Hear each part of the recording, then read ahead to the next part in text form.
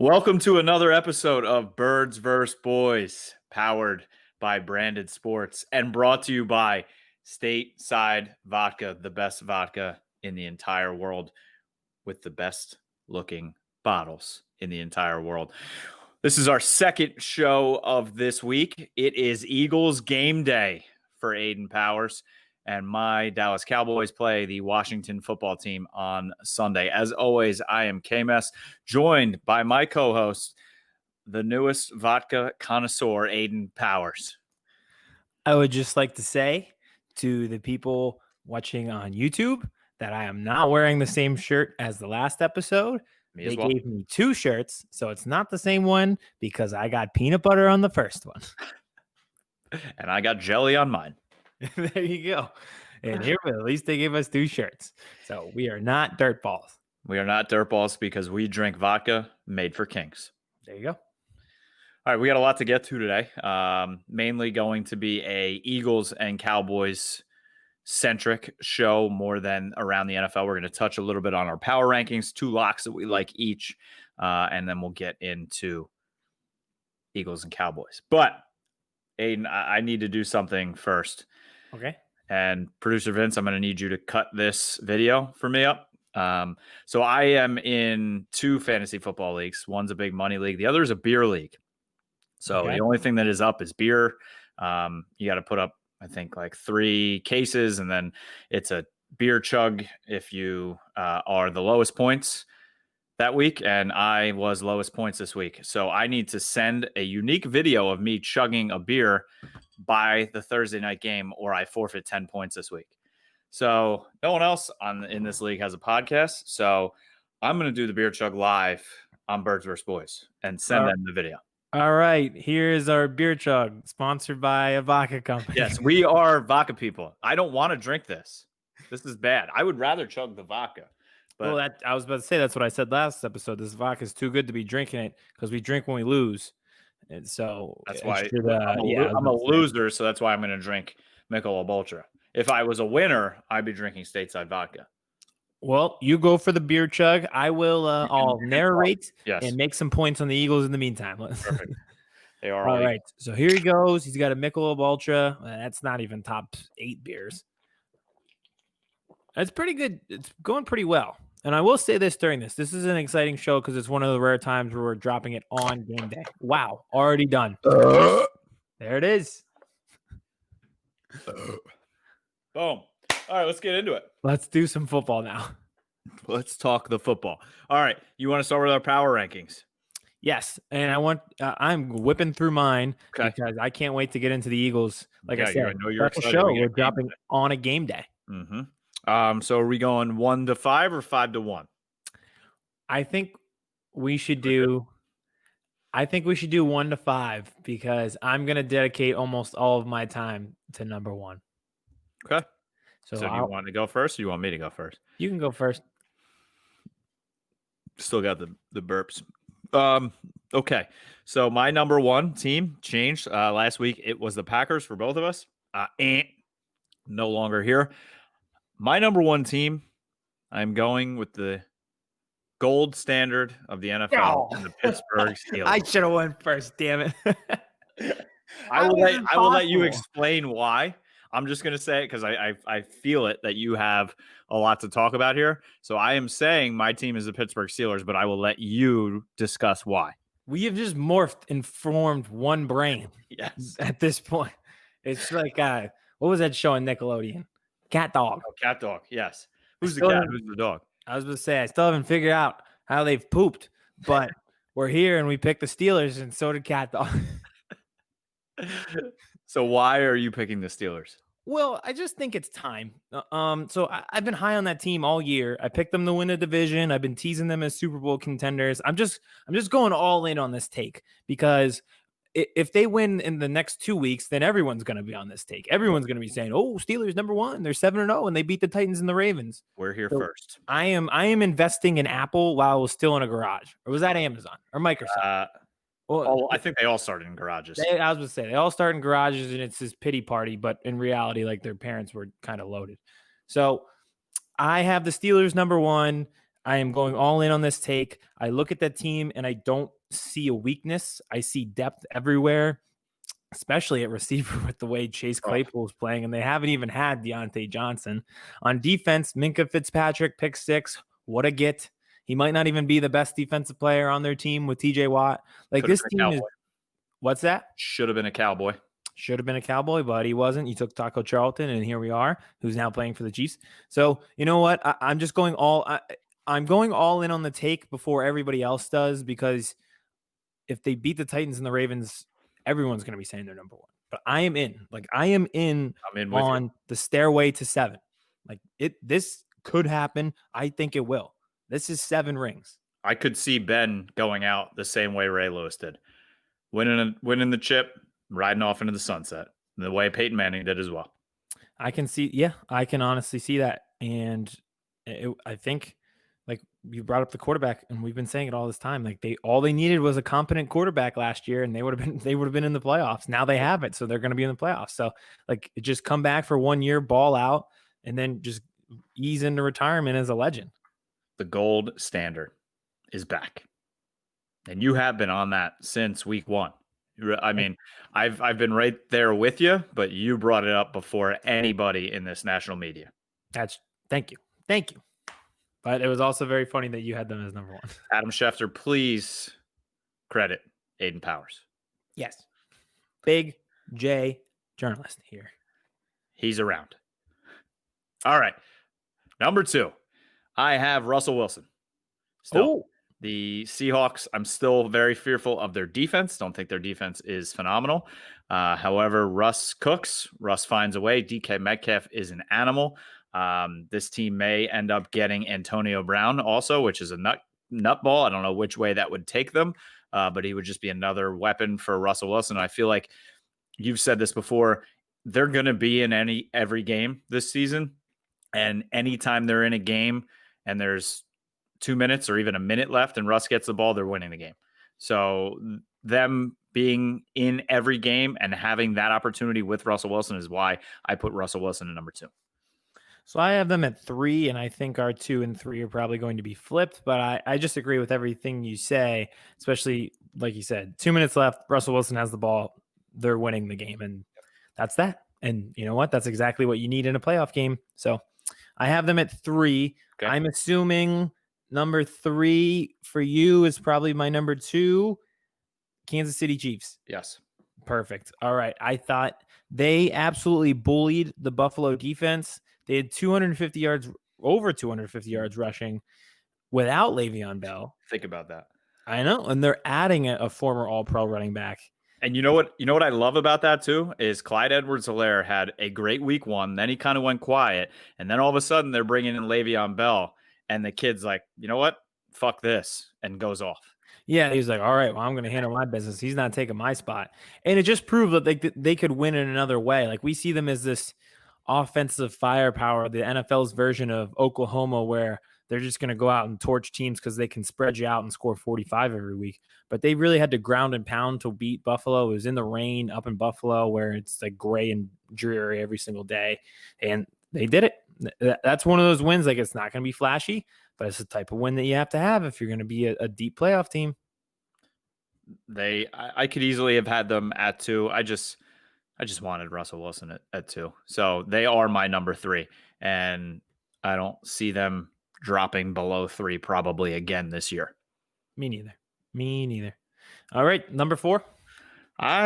First time being in my power rankings this year, the Tennessee Titans. I feel like I need to put them in there. I keep disrespecting them. I think it was a week ago or 2 weeks ago. I was like, how far? I said to you, how far are the Titans on that list? And you're like, pretty far. But now, I mean, the way that Henry ran the other night, they're 4-0. Yes, they lost Taylor Lewan now. I guess when you spit in the face of a pandemic, bad things happen. But I still think this team is legit. I love the way they're coached. I love the way they play football, and I think they're going to be very good for a long time to come as well. So I have the Tennessee Titans at 4.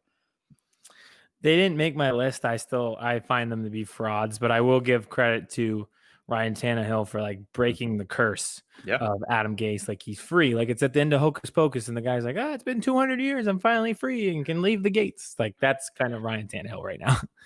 Vince, can you make a video from the Wolf of Wall Street where he's saying you're free, and then just have a video of Ryan Tannehill running through a field? Yeah, you're free. Go be free. free. Go be free. I'll actually make it with all of Adam Gase's former players, and just Robbie Anderson in a corner. I mean, like they call him Sir Purr. Love it. I have the Packers at 4.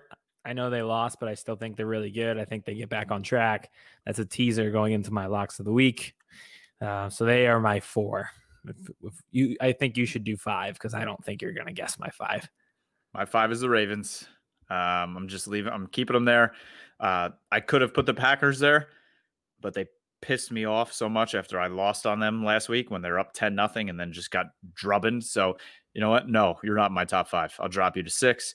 The Ravens were bludgeoning the Eagles, and then I don't know if they took their foot off the gas or if Carson Wentz actually did what he did was for real, which I think that's probably more of what it was. But I still think this Ravens team is legit. Calais Campbell, everyone I feel like keeps forgetting that he's on that team and he won Defensive Player of the Week. What a get by them. Again, they just get good football players, and that's why I'm putting them at 5. I have nobody at 5. Pretty much it says not applicable at my 5th spot. It is pretty much out of spite for the Ravens because I want my top 5 list to be people who I think are going to win the Super Bowl. And the Ravens showed me nothing on Sunday where I was blown away at how good they were. Like I don't look at that team and be like, you know what? That team right there that could barely make it past the Nate Gary-led Eagles is going to beat the Chiefs come January. Oh, they will never beat the Chiefs. But nothing about that impressed me. That was the most obscure, odd 30-point game I've ever seen. And the Titans, I still think they're frauds too. So they didn't get my spot. So I'm just doing like a college football playoff, I guess. 4 teams are in it. And if the Titans beat the Steelers, then congrats, you're in the college football playoff. But if you lose, you're right back in the Citrus Bowl, pal. I have nobody. Okay, so I have the Steelers, Russell Wilson, Chiefs, Titans, Ravens. I have Steelers, Chiefs, Russell Wilson, Packers, blank space, number 5. So who would be your 6?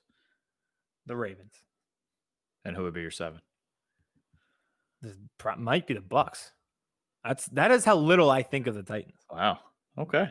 This is setting up for huge failure that I have gone this far in on the Steelers and this far out on the Titans, and now they play each other. This is just setting up for Vince making a clip of just everything I said last week next week when the Titans just beat the brakes off the Steelers. Well, speaking of games this weekend, let's get into our 2 locks of the week so then we can actually start talking about your game tonight and my game on Sunday. So I will go first. My first lock is I have the Steelers +1 in Tennessee. Yeah, nice. Titans are -1. Steeler at home. I have the Titans, like I said, in my power rankings, but I have the Steelers higher than them. So that is why I am picking the Steelers on the road. I like both of these teams, obviously, both in my power rankings. Like I said, the game is in Tennessee. I do believe that the Titans are somewhat legit, unlike Aidan Powers. However, I just think the Steelers are more legit. I think they're going to be ready for this game. Big Ben thrives in big games, and what's a bigger game in week 7 than 2 undefeated teams? And he's going to come to play. And I think they are going to be on the right side of this game on the road and will win this game in Tennessee by more than 1 point. Well, I'm not going to disagree with you on that one. The one that I have Bills -13 at the Jets. Looked at that. The Jets are just going to be the get right game for everybody this year. The Bills really haven't played well of late. And I think they got bullied by Kansas City, like I mentioned, with the rushing yards for Kansas City and Clyde Edwards-Helaire. Sean McDermott is a defensive-minded kind of hard-nosed guy. He's perfect for Buffalo, but he's not going to like the way that they've been pushed around. No. And I know Joe Buck brought it up on the or on the broadcast, just like how they were just disappointed in their defensive line.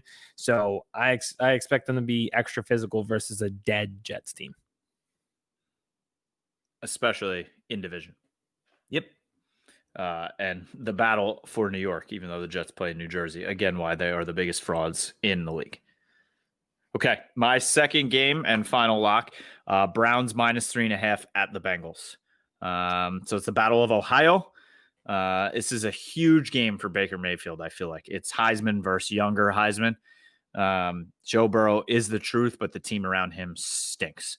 So I think the Browns don't stink as much. I think the Browns are actually somewhat of a good team, even though they got drubbing last week against the Steelers. But the Steelers are our number one team. So losing to the number one team in the power rankings is not going to get you killed here on Birds vs. Boys. So I am going with the Browns as they make the short trip across Ohio.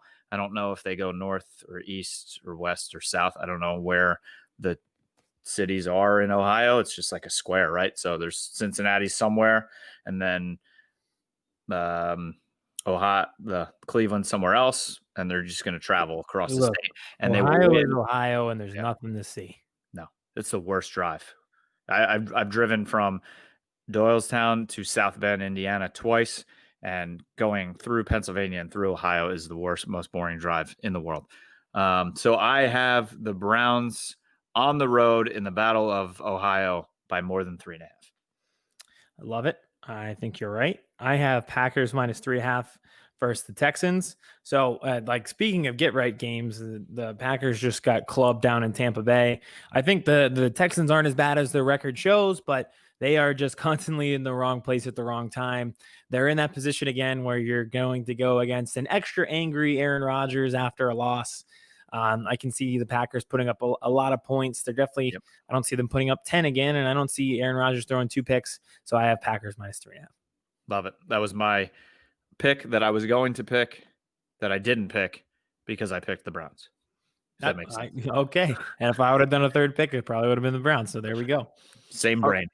Same brain. I can't wait any longer. I want the Eagles. Just go. We are getting into Eagles Cowboys talk, and obviously we are starting with the Eagles because they play tonight. It is game day. Go. It is game day. We got black uniforms. You know what that means? Freaking Travis Fulgham's going to look like a transformer. He better wear a black visor. I'm just going to step back and let you go. Okay. Travis Fulgham visor is going to look like a transformer in those black uniforms. Wentz looks extra cool in the black uniforms. We beat the Giants rookie year. Wentz wins against Giants. Color Rush Thursday. Bing, bang, boom. I want some deja vu. I want to see this movie again. It's going to be like an Inception. Just keep going back and keep doing the same thing. So I have 3 main points. Some is positive, some's negative. So I don't know if you want me to go positive or negative to start. Go negative, and then I want you to be happy leading into the Cowboys because I don't have much happiness.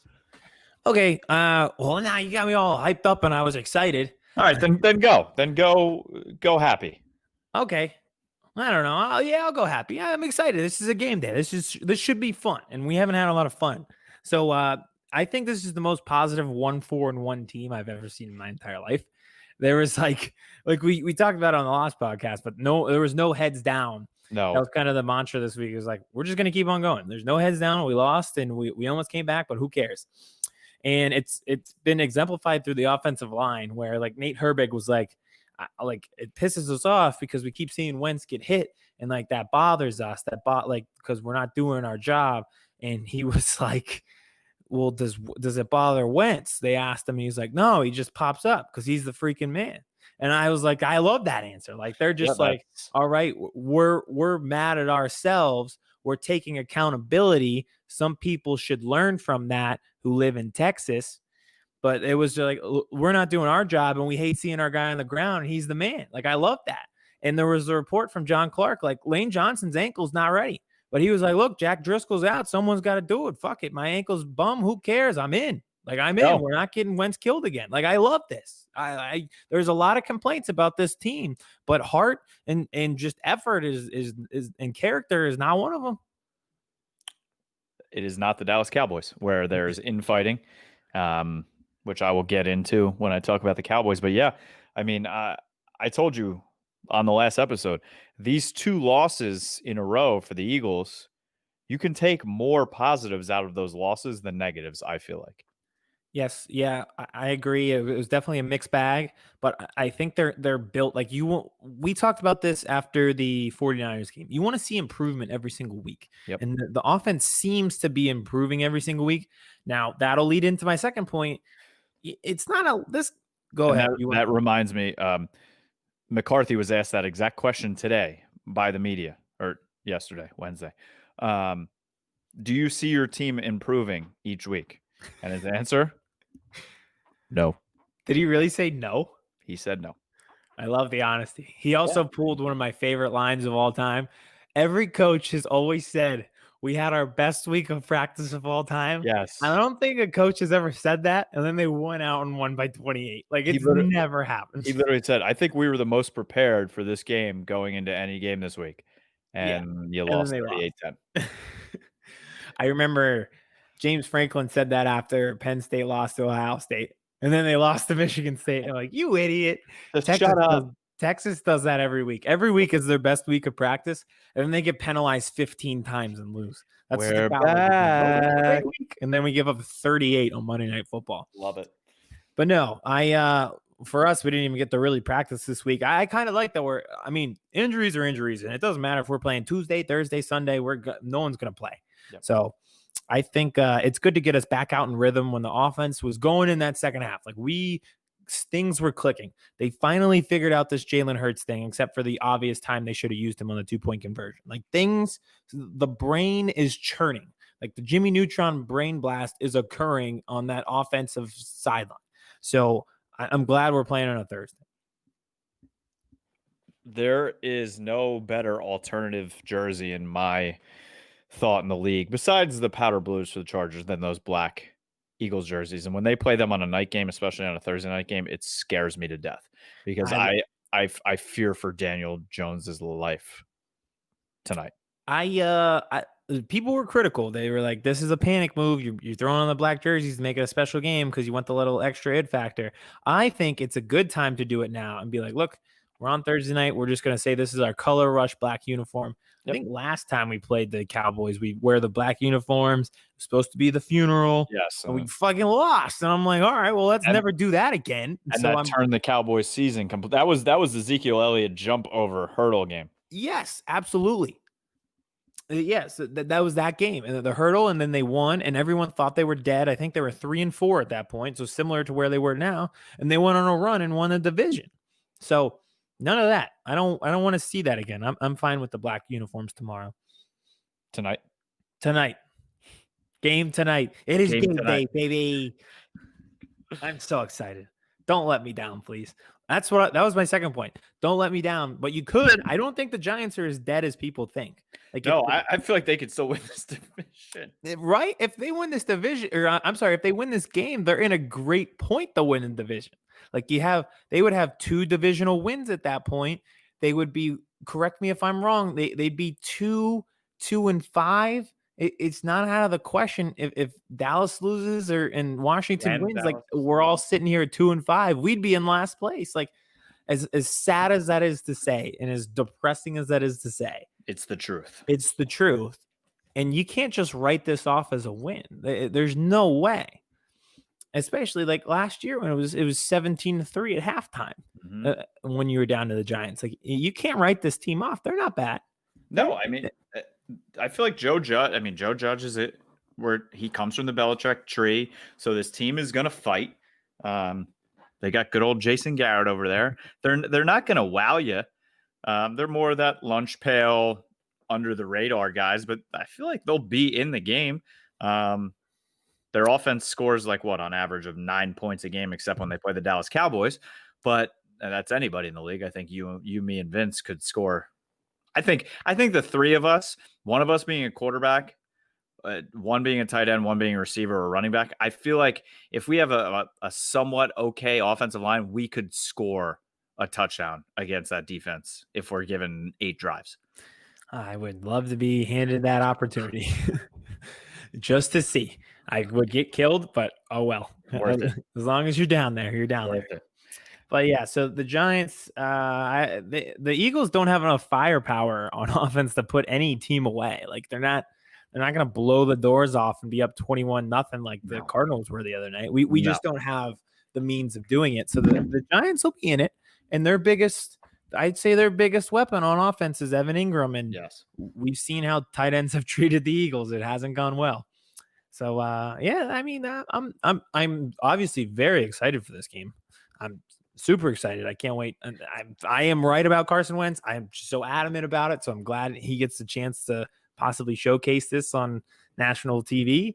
But I'm not going in just assuming W in the win column.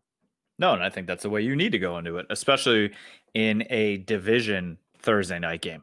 Mm-hmm. You know, so you're not playing the Bengals. Oh wait, you tied the Bengals. Never mind. So hey, same. Here's another example. Last year, Dolphins should have won that game. That was like, okay, the schedule's easy now, and then they went to Miami and got their ass whooped against Miami. Well, I think we should get into that when we talk about the Cowboys in the Miami situation. Yeah, I've got one more point on the Eagles, then we should get into your divisional. Do we have to? Yes, we do. They owe me because they cost me in fantasy football. Yes, I know they did. I will never forgive them. They cost me in life. that too. So my last point, and it's probably good that I'm ending negative, and then we're gonna get negative with the Cowboys. But Alshon Jeffrey, who? This is ridiculous. Exactly who? Like at this point, who? So he got injured in the Giants game last year that I brought up. It's week 7. He's not playing. It seems like he's going backwards. Now his calf hurts. Wah. What the hell was the plan? So it's week 7. If he went on physically unable to perform, he wouldn't have cost you a roster spot. He could have came back after week 6. It's well beyond week 6. He still can't play. What the fuck we knew doing? This whole time. Like he got hurt in December. It wasn't like he didn't scrape his knee. He fucking tore the ligament. The Liz Frank. I don't even know what a Liz Frank is. It's a person that hurt their foot or something. That sounds like something you would get at Bull's Barbecue in center field in the Phillies game. And he tore that in his foot. And you thought he was going to come back like he scraped his knee? Why did this guy have a roster spot for 2 months? This is ridiculous. And so, and the most ridiculous part of that, and I don't know if anyone said it today because it's ridiculous enough as it is, but at the time, like that they had to make this designation of whether he was going to be on PUP or not. Mm-hmm. They had Jalen Reagor and Deshaun Jackson healthy. Like they had healthy receivers at the time and still thought, let's keep a roster spot warm for this guy and just keep him on the injury report every single week. Look at all the injuries that the team has. Like we're running out of guys to play. Mm-hmm. And we have a roster spot for this guy. This is ridiculous. Either play or don't play.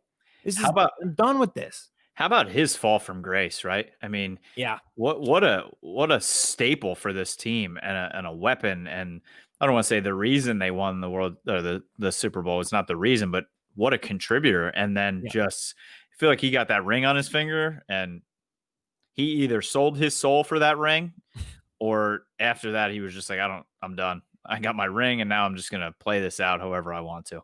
Well, I could do a whole podcast on it. I don't think it meant like it's just like everything that went wrong could go wrong. Yes. There was a report about him in the locker room that was bad. So it looked like he was a bad teammate. He got a new contract and then immediately got hurt and he wasn't producing because he was hurt. And then he got hurt again. Like in the GM world, if you took GM 101 and they say, okay, what's doomsday? The Alshon Jeffrey situation is doomsday. Like this is as bad as it gets. So like I said, I could do a whole episode on it, but his contract restricts them from doing so many things. He is an anchor that is holding back the boat. So at the very least, if he could show up and just spell Travis Fulgham for a few plays, it would be much needed. Can he? Probably not. Will he? Definitely not. Will he? Well, they're paying him $15 million, so they'll force it down our throats whether we like it or not. So Deshaun is playing tonight, correct? Deshaun is playing. How long he plays, I don't know. We Over will see. over under 12 offensive snaps for Deshaun tonight.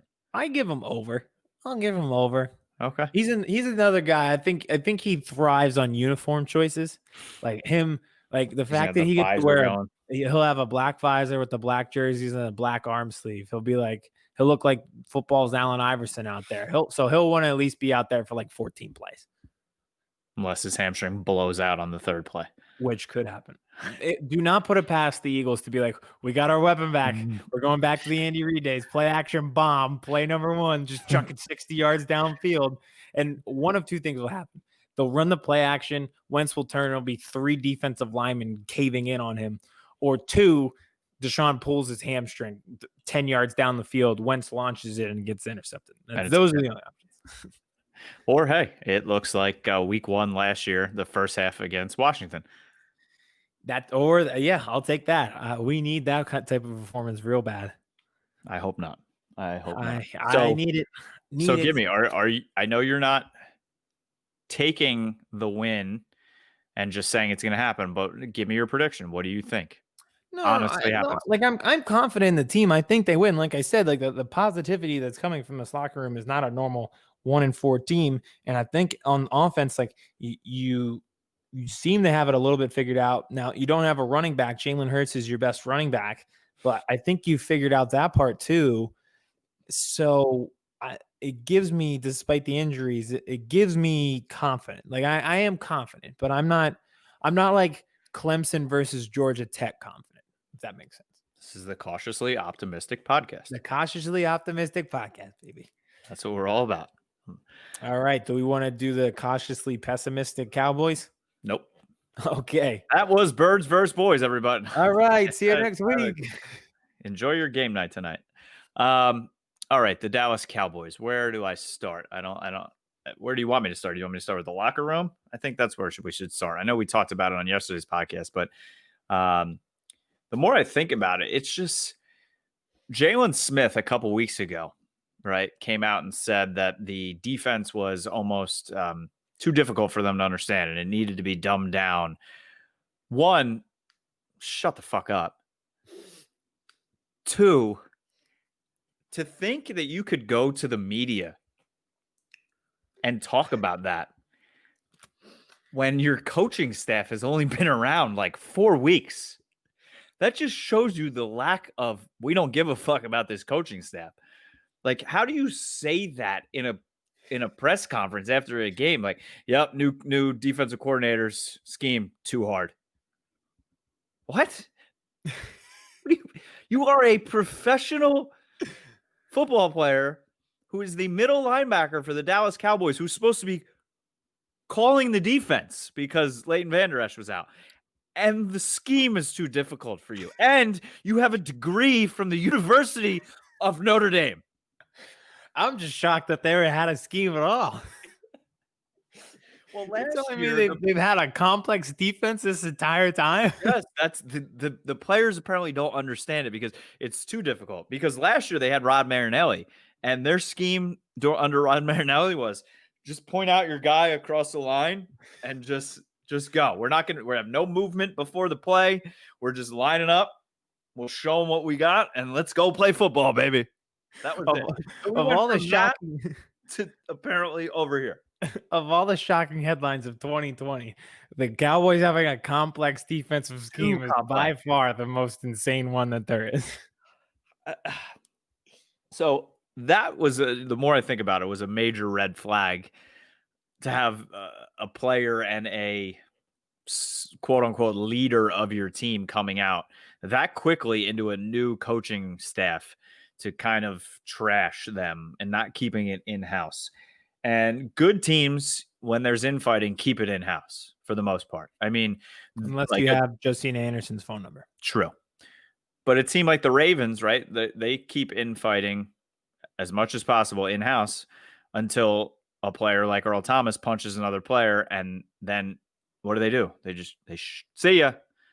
gone. They don't deal with that kind of shit. Where I feel like Jerry Jones thrives in this kind of stuff. Yes. Yeah, because yes, that is absolutely correct. Because then he's in the headlines, and any good publicity is good publicity for him, for his team. What I was going to say is that's a product of having talent. Like they could let Earl Thomas walk, and you saw how their defense played pretty good. Yeah. But like a team like us, like we can't sacrifice somebody. So like you couldn't bench Jalen Smith on the Cowboys because who would play?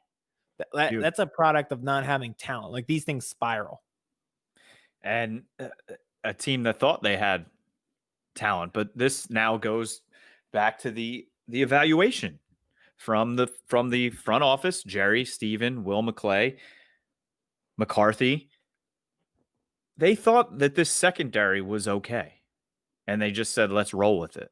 They thought that they could play without Byron Jones, and they could just throw a rookie out there.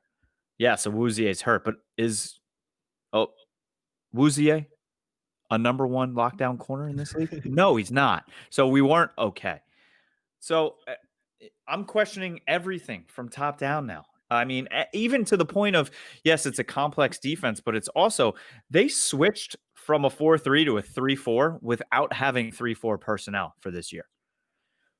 When a new regime comes in, and I get it, McCarthy wants to go to a 3-4.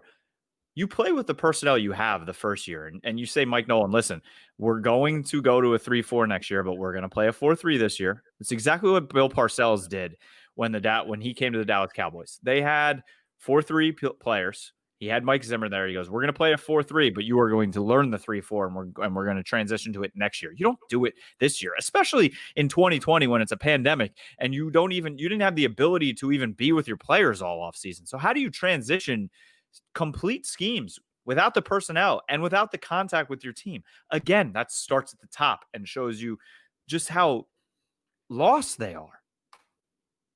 No, you hit the nail on the head. You see that in college all the time. Like the first year one of the new head coach, they always struggle because he's trying to put in and implement his system. Now it's a little bit different in the NFL because as a NFL head coach, like you should be gearing it towards your players. Like you said with Bill Parcells, like, all right, we're going to do it your way. But as the longer my tenure goes, we're doing it my way because I'm going to be in control of the drafts going forward. So we're going to draft to the strategy that I want. But to come in like that and just have this complex defense. That was Parcells' big quote when he came to Dallas. He goes, if you want me to cook the meal, you better let me shop for the groceries. And I love that. That is a great line. Absolutely love that. I mean, do you want Jerry Jones going to Trader Joe's for you and then just coming home and giving you, asparagus and potatoes and you were supposed to make chicken parm tonight? Like what? Jerry Jones has never been to a grocery store in his entire life. No chance. He has a grocery store in his basement, probably. Yeah. He just has his own Walmart, like in Looney Tunes Back in Action when one just popped up in the middle of the desert. He has one like that's just like out. He takes a helicopter from his backyard to just a field next door, and it's just a Walmart, and he grabs anything he needs and walks out. There's a Walmart right next to the stadium in Dallas, actually. Like that is the most Dallas thing I've ever heard. If you ever see the stadium like on a Sunday night where they're showing it from above, the big square building right next to it, big Walmart. You could walk to it from. Of course. This is the best thing ever. So, I mean, yes, the players are out in the media and they're yelling, they're screaming, the coachings don't know what they're doing. And I said this yesterday. I see it could be two ways. One, they could be completely right, and they probably are right to some degree, but it also sounds like crying players that aren't getting the job done who should be getting their job done on the field. It's not just that the players aren't good enough, and it's not just that the coaches aren't good. It's a mix of everything. Nope, nobody's good. They let Malik Collins go, and they brought in Dontari Poe. He's done. He's washed. He's completely shot. They let Byron Jones go, like I said, and they just let Awuzie in this ragtag secondary out there, and they're giving up 47 points a game. I'm not having fun watching this team. Really? I will tell you this. The first couple weeks, I was still having some fun because I knew they went down, but then by the last possession of the game, they had a chance to win and did win some of them. But now with Andy Dalton there and how they looked Monday night, any inkling of fun is gone. And I don't even like the way I feel like there's no effort. Like I miss the way their linebackers used to play, like Anthony Hitchens and Wilson. They used to just smash people in the face. Now they just play soft. Like I like Leighton Vander Esch and I used to like Jalen Smith, but they just don't play with that. You know, you see Anthony Hitchens now out in Kansas City just smashing people, playing the way a linebacker should play, like Nate Gary. And our linebackers just don't play like that. That was just a complete joke. Oh, I was about to say, I don't think that's what. Are you sure? Like Are you okay? Never. Blink twice. It was the Mick Ultra. I should have drank the stateside vodka. But bad coaching plus bad personnel equals the fourth worst defense in the history of the NFL. And that's what we have right now. I can't believe they have this complex scheme. I cannot get over that. They have the overly complex worst defense of all time. It's not this year. Just all time. All time. Fourth worst. I think. I think before we get into, because you've been pretty pessimistic so far, have you seen the video of the Cowboys fan just completely lose his mind? You got a video of me? Vince, yeah, a video of you pretty much. No, I don't see now. I don't get angry now that the team is where they are. I just sit on my couch quietly. Oh boy, what is it? This? It didn't happen for this guy. So let's play this for you. This is pretty Texas if you've ever seen something. So if you're listening at home, he threw his beer at the TV. The nice new Costco Best Buy TV is smashed, so he punched it just to make sure. He shoot it? He shot the TV. He pulls a gun out and shoots the TV. What is more ghetto in this video too?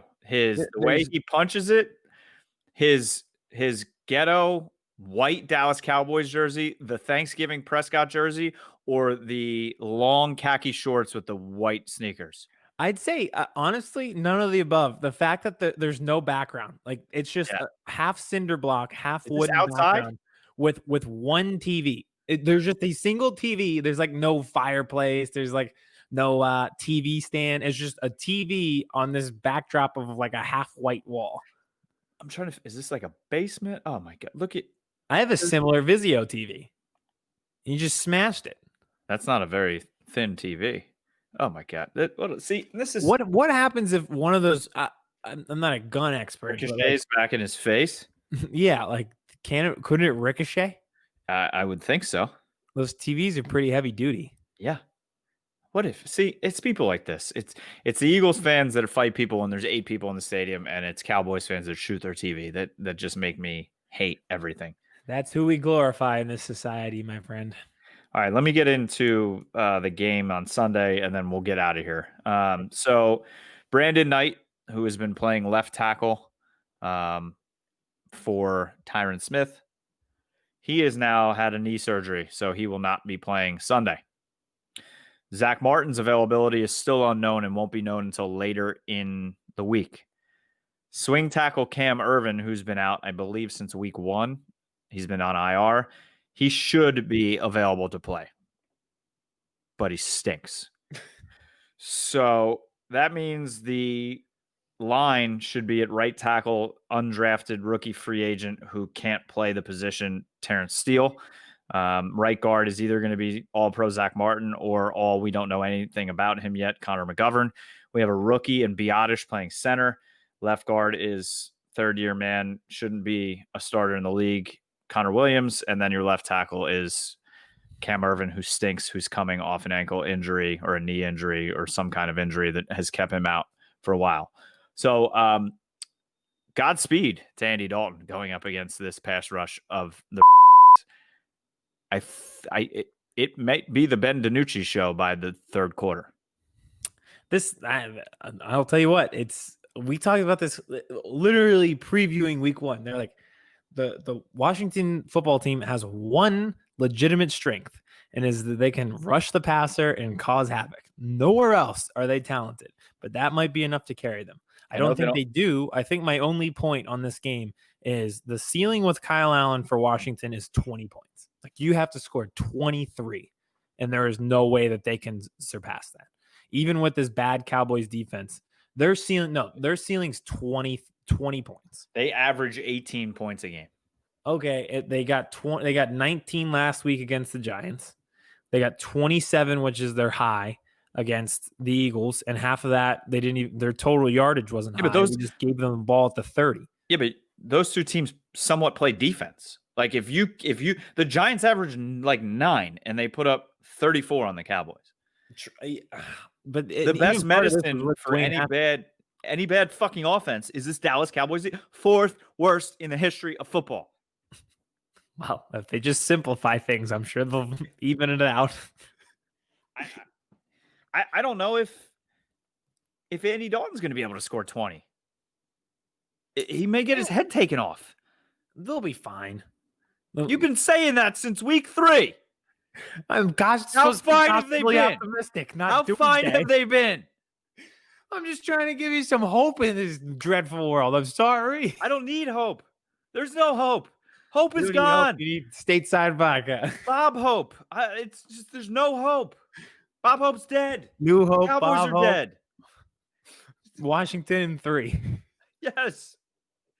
Like it's just I don't see it. I mean, last week if Andy Dalton dies in this game, right? Last week I joked about Josh Rosen with Lindsey, okay, but now that Fitzmagic's not starting, do the Cowboys call the Dolphins if Andy Dalton dies on Sunday? Yes. 100% yes. And I mean, they'd still be in this division. Look at this guy. Yeah, this was the quote for him today. My heart just hurt all day. It was heartbreaking for me. I've been a starter. I've been benched all kinds of different ways, but this one just really more so than any of them. I just felt fully committed and invested, and it felt like this was my team. It did feel like that. To be fair, like they weren't playing badly, had just come off back-to-back wins. It was a very odd time to be like, okay, Tua's in now. I feel like they all watched that thing of Tua just sitting on the 7-yard line for 15 minutes after the game by himself, and they're like, "That's a football guy. That guy cares. Yes, he cares. This is the time." And then they're ahead of the Patriots right now. Like they are second in the AFC East. Like this team is not like tanking like they were last year. Like they're actually not bad. No, and it's very odd that this Tua better play his ass off, and he better not get hurt. That too. Because if he does, if he look at that 3-3, 500. Not only that, but if you're looking at the standings in the AFC East, they've scored more than any team in the division, and aside from the Patriots, who've actually played one less game, I guess that would actually help the Patriots. But the Dolphins have given up 3 more points than the Patriots, so they've statistically almost been the best team in the AFC East. And they're changing the quarterback. So to your point, yes, the Cowboys should make that call. I would do it. Scared? Would you be scared? Yes, because here's the thing about the NFC East. Like we just talked about how bad it was and how the Giants could be in it at 2-5. Like they could be in first place in 2-5. So you just really need like one stretch. Mm-hmm. Same as the Eagles last year. We just needed to win in December and everything else would work itself out. Yep. That's been Fitzmagic's entire career. Like he just goes on insane stretches for like 3 weeks. Then he goes back to being like a backup quarterback.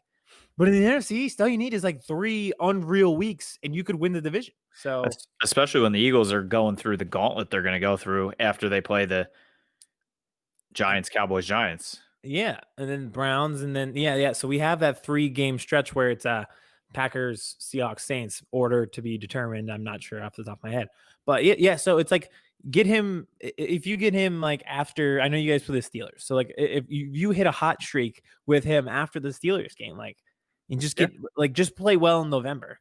I mean, you could win the division. Like you don't think Fitzmagic could throw it up to Lamb, Gallup, and Amari Cooper? Oh my God. Yeah, he could.